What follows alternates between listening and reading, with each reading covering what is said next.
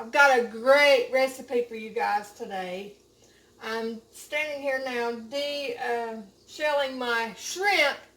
I've got a creamy Tuscan shrimp recipe to make for you. It is amazing, guys. I made it the other night and my husband absolutely loved it. And he said that's a once a week meal he wants. So I'm going to share it with you guys. Let me finish getting my shrimp done here and we'll be right with you. Alright guys, I got my shrimp ready. This actually calls for a pound of shrimp. I don't quite have a pound just because I try to limit my shrimp, because shrimp is not good for your cholesterol for one thing, but also because it is expensive and we just don't use as much of it just for that reason.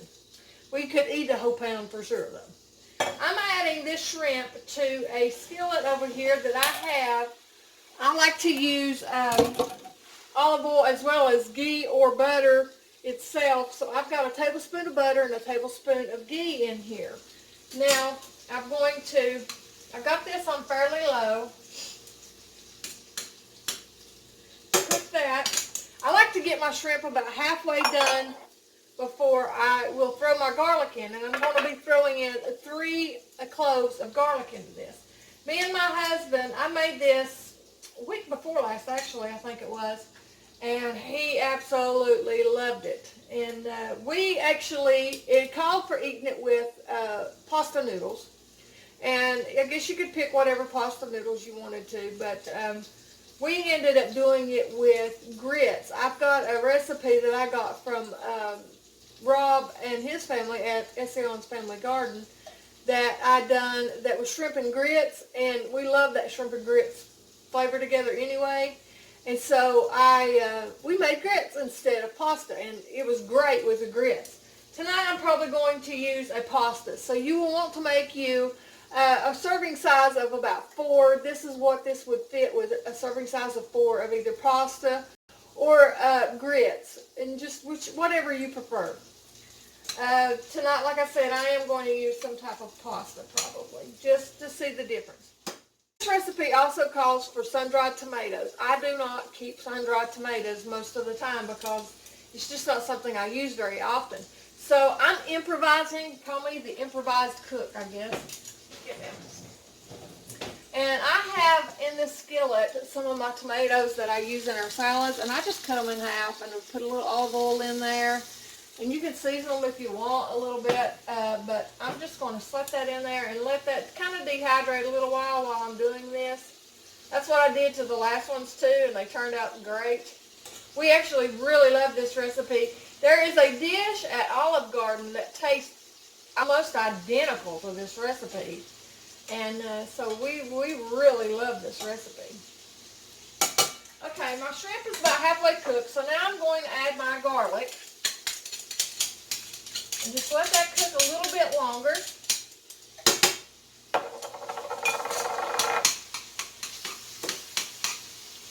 I'll let this cook up and I'll remove it and I'll be right with you. Now here you can see my shrimp is pretty well done. There's a piece that needs flipped over. You see my sun-dried tomatoes I'm working on there. Tammy's improvised job. When you raise a bunch of kids and you learn to improvise on a lot of things. You know, whenever the kids was little, when I'd make spaghetti, and the kids still go on and on about my spaghetti to this day.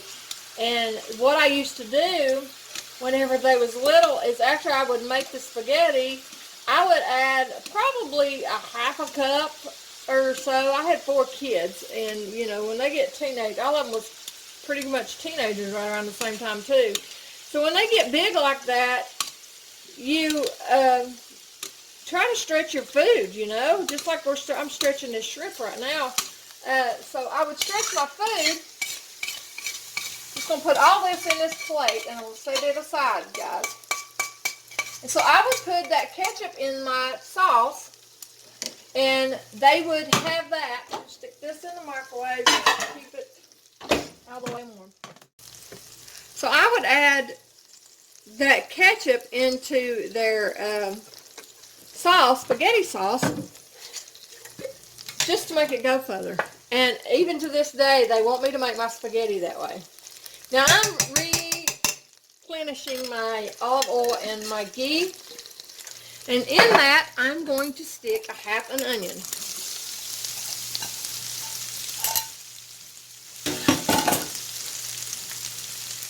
Now you can cook this down a little bit if you'd like for a few minutes before you add these next ingredients. Looks like I probably need to turn my poor little sun-dried maters. Nah, I think I'll leave them like that. I want to actually turn those off. Even though we just talked about not frying acidic food in a cast iron skillet, but oh well. You know, I think that's how a lot of folks found different meals years ago. A lot of these Great Depression meals that we love so well, that are so simple, is they just figured out ways to stretch things, and it made an amazing meal. Okay, now to that, I am going to add a teaspoon of basil. And I had to open up another container of basil because I was out of my, that I already had chopped up. So I'm adding a teaspoon pretty much. I'm just going to eyeball it today of my basil. Make sure you don't cook that too hard. And I don't care that this is a little big. I kind of like it that way, and actually,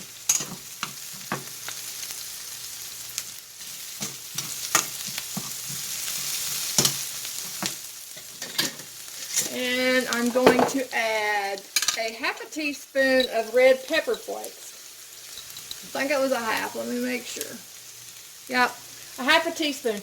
The first time I made this, guys, I only used a quarter of a teaspoon because I didn't know how much heat that would pull, and it didn't really have any heat to it at all. So I'm going to add the whole half a teaspoon this time because we like a little bit of heat. We just don't like it too heated.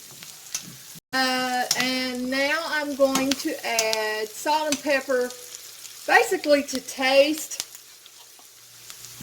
I'll add probably a little more than a half a teaspoon. And same goes for my pepper. Get this stirred up a little. Actually, I'm going to go ahead and take that completely off that eye. Whew, I about lost it.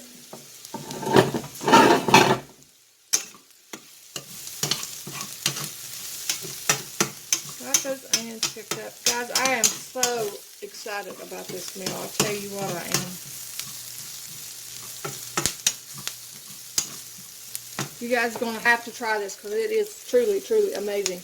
Now I'm going to add, it calls for a white wine, and I normally just don't use wine for, I don't have a problem with cooking with white wine or any kind of wine. We don't drink it, but I don't care to cook with it, but I just, it ain't something I keep in the house. So generally when I do that, I improvise with that, and I am improvising, and I'm using a third a cup is what it called for the wine. So I put a little bit of apple juice in this, a little bit of red wine vinegar, and a little bit of rice vinegar to add just a tad of sweetness. And that's what I'm going to pour in there to help deglaze this pan.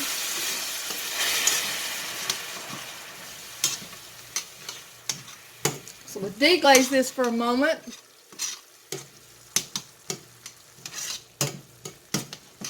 Now I'm going to add my tomatoes.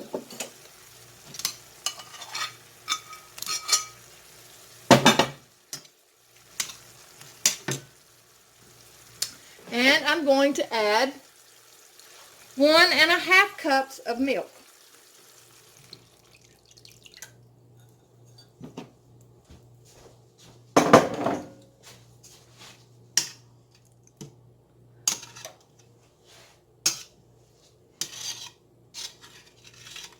Stir that around just a tad.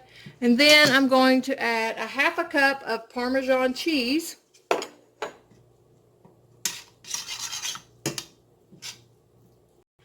And that Parmesan will thicken this up quite nicely, guys. I want to turn my heat up just a little bit to get that milk good and warm. You can actually, sometimes I even warm my milk before I put the excess liquid in there, just to give it a little head start, but that will thicken it up quite nicely. And now I'm going to add 3 cups of spinach. And to me, this is just one of the parts that make the meal. Now, guys, I'm going to put a lid on this and let that wilt down a tad. Because it'll wilt down a little bit. And I'll be right with you as that wilts down a tad. Okay, guys, this is wilted down a little bit. And now I'm going to add some mushrooms. I like to add my mushrooms close to the end just because I like them to be a little firm. I don't like my mushrooms completely. But you can add it when you first add the, before you add the spinach if you like them more cooked. You can see this is already thickening up good. We'll let that cook a few more minutes. And we'll have it ready here in a moment.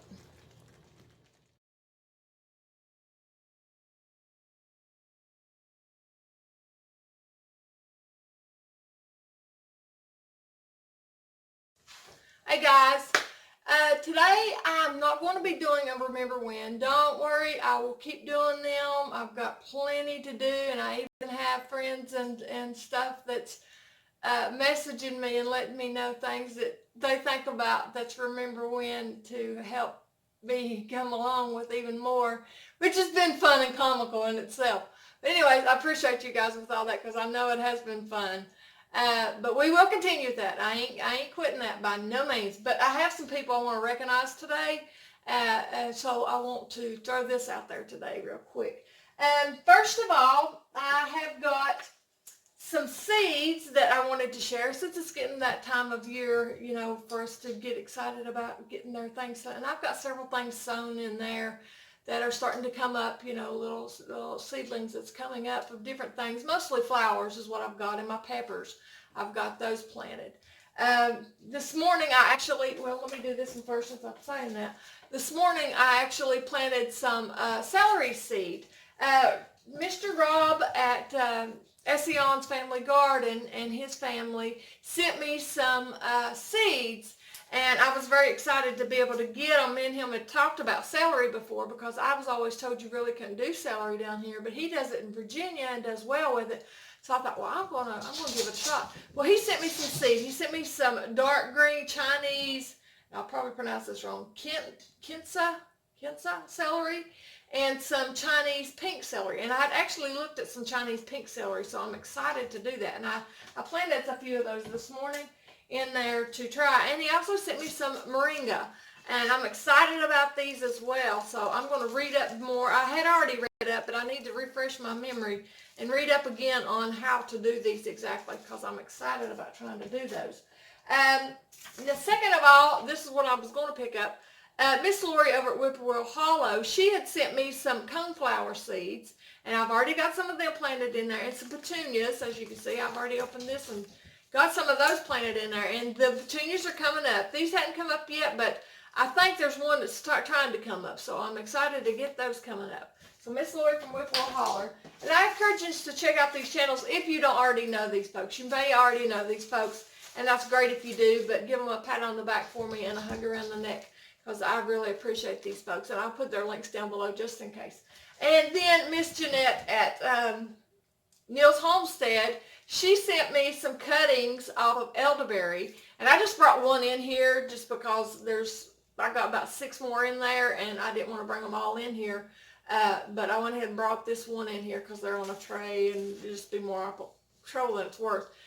So I wanted to bring this in here and show it to you.